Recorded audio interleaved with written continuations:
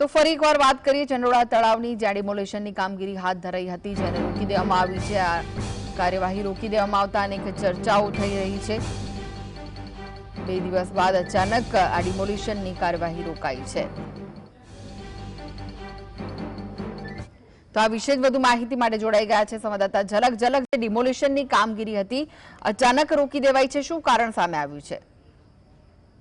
जी जे चंडोळा तळाव છે તે ચંડોળા તળાવના ફરતે છે મોટા પાયે છે તે બાંગ્લાદેશી વસવાટ કરતા હતા। ગેરકાયદેસર છે તે ઝૂંપડા અને મકાન બાંધવામાં આવ્યા હતા। અનેક વખત તંત્ર દ્વારા જે આ દબાણ હટાવવાની વાત કરવામાં આવી, પરંતુ આખરે કોર્પોરેશન દ્વારા 2 દિવસ પહેલા જ જે મેગા ડિમોલેશન છે તે હાથ ધરવામાં આવ્યું। 2 લાખ ચોરસ મીટરની જે જગ્યા છે તે જગ્યા ઉપર દબાણ છે તેની વાત કરવામાં આવી, પરંતુ જે દબાણ છે તે દબાણ 1.50 લાખ ચોરસ મીટર જે જગ્યા પર હતું તે દબાણ દૂર કરવામાં આવ્યું છે। હજુ 50,000 ચોરસ મીટર જગ્યા પર જે બાંધકામો છે તેને દૂર કરવાની છે તે બાકી છે। જોકે અચાનક જ જે તંત્ર દ્વારા આ જગ્યાઓ પર રહેલા દબાણોને દૂર કરવાનું બંધ કરી દેવામાં આવ્યું છે। ગઈકાલે જે 10 જેટલી ઓરડીઓ છે જે તે દૂર કરવામાં આવી, 2 દુકાનો દૂર કરવામાં આવી, એટલે કહી શકાય કે નામનું ડિમોલેશન કરવામાં આવ્યું।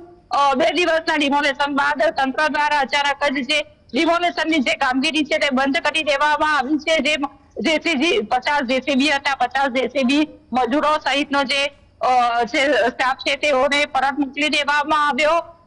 જે ડિમોલેશનના સ્થળ ઉપર છે તે સ્થળ ઉપર ગૃહ રાજ્યમંત્રી દ્વારા વિઝિટ કરવામાં આવી હતી। એ જ દિવસે જે વિપક્ષના નેતા તેમજ કોંગ્રેસના ધારાસભ્ય શૈલેષ પરમાર દ્વારા ગાંધીનગર ખાતે રજૂઆત કરવામાં આવી હતી। ત્યારબાદ જ અચાનક જ જે કામગીરી છે તે કામગીરી બંધ કરી દેવામાં આવી છે।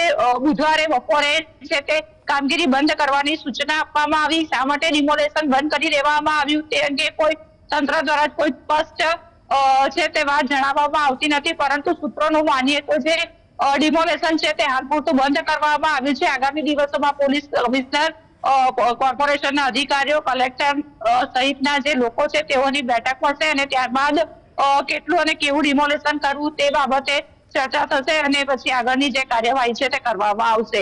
પરંતુ અચાનક જ જે ડિમોલેશન છે તે બંધ કરી દેવામાં આવતા હાલ તે ચર્ચાનો વિષય બન્યું છે। જી જી આભાર ઝલક સમગ્ર